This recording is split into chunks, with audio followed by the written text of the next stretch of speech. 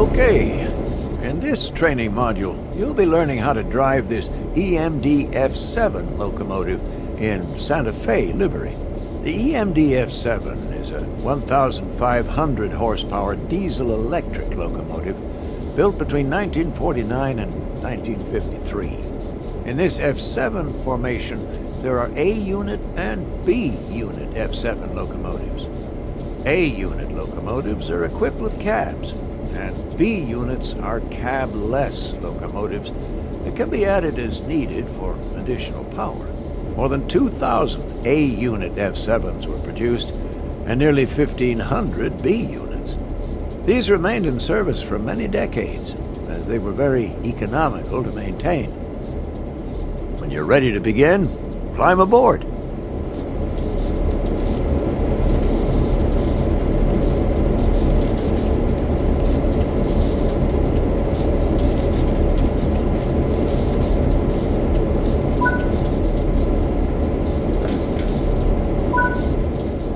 Sit in the engineer's seat. Now you'll go through the steps needed to take over this locomotive. Firstly, you will need to set the generator field switch. This needs to be enabled for the throttle to control the power of the train.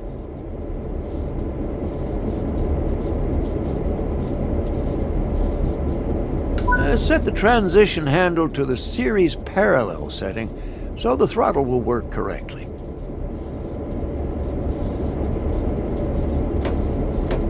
Set the unit selector to match the number of powered vehicles at the front of your train. In this case, set it to 4. Now, the purpose behind this selector is complex, and the exact way it works is beyond the scope of this training module. Simply set it to the correct value when you get into the cab, and it'll do the rest for you.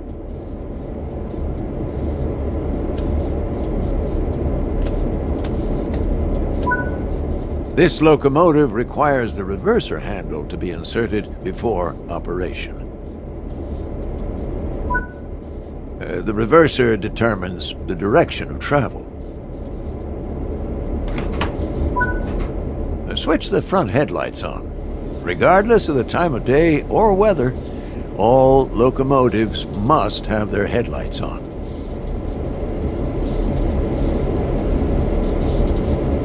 Turn the gauge lights on so that you can clearly see the gauges. Ensure the rotaire valve is set to the freight setting.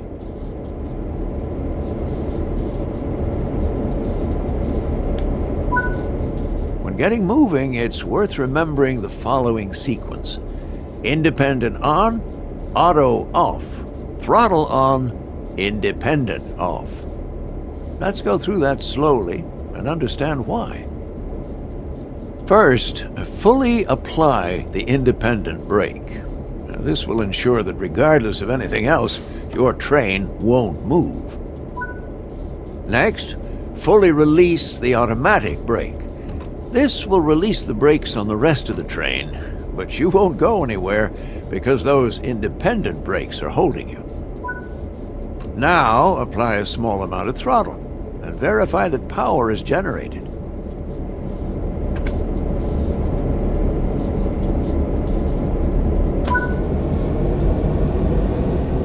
Finally, release the independent brake and you'll start moving.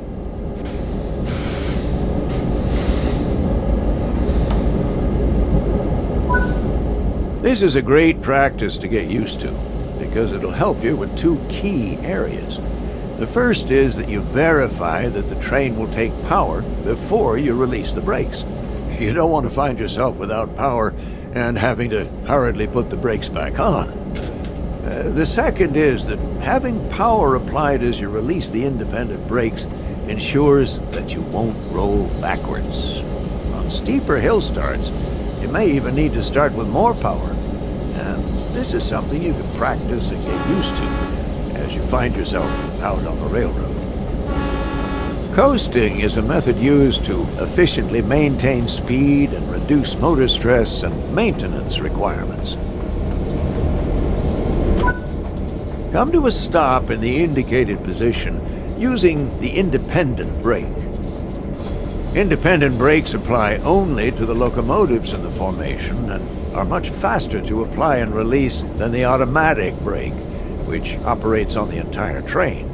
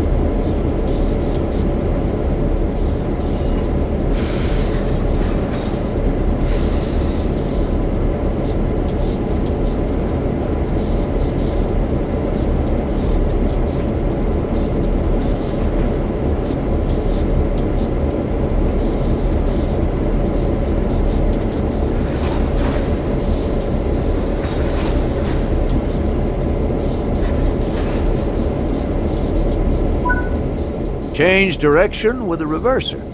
Then change the junction indicated, either by walking over to it or using the map.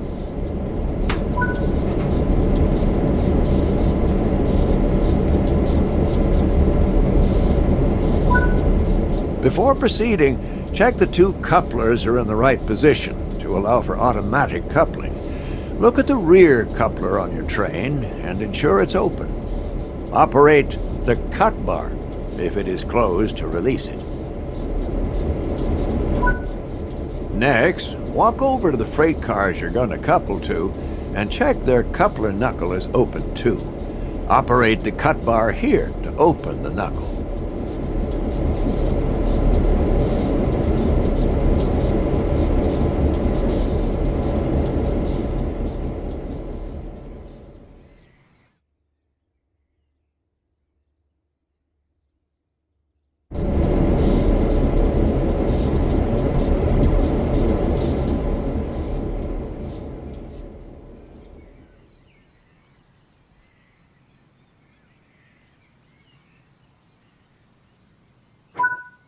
Before coupling cars, always check the knuckles are open, or you'll just bounce right off.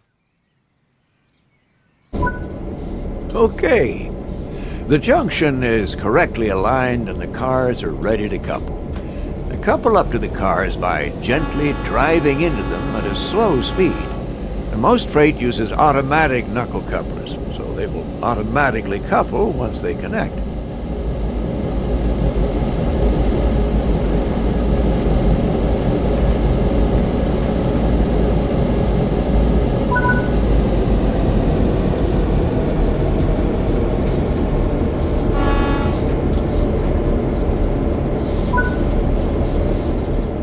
speed is too high, you risk derailing when coupling. Apply some brakes to slow your approach.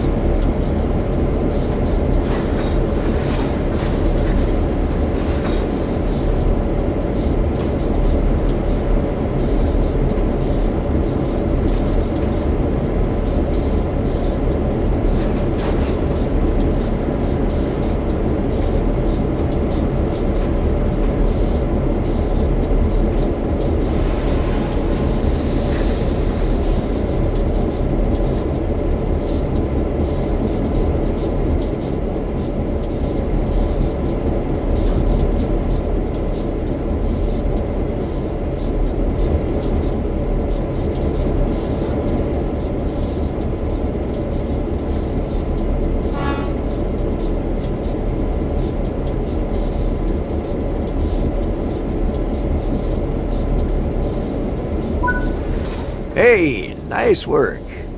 Change direction with the reverser and move the train forward into the indicated siding. Remember to apply a little power before releasing brakes. While it's not strictly necessary in the training center, this is the time to start forming great habits.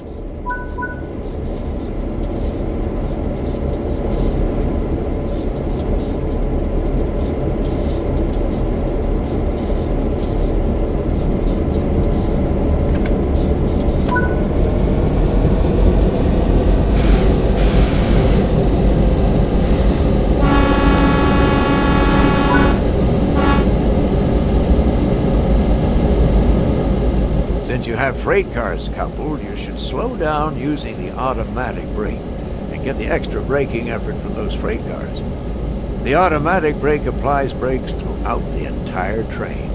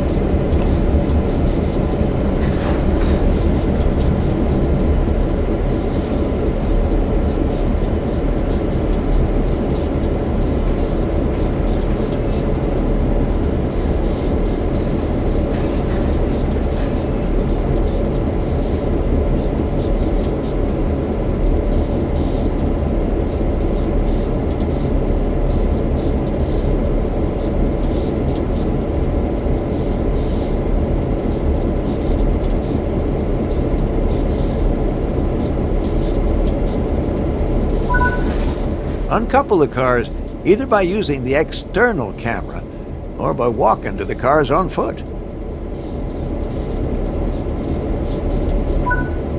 That's it for this training module.